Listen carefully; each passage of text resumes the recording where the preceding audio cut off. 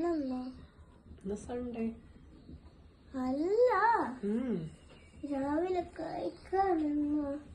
രാവിലെ കഴിക്കാൻ എന്നാ വേണ്ടേ? പുട്ട്. എപ്പോഴല്ലോ? ഇന്നലെ 10-ലല്ലേ? ഗ്രാമം നന്മ മാത്രമളക്കുന്നു, നന്മ മാത്രമളക്കുന്നു. ദേവകന്യക സൂര്യ തമ്പുരു വീഴുന്നു. ഇഷ്ടല്ല.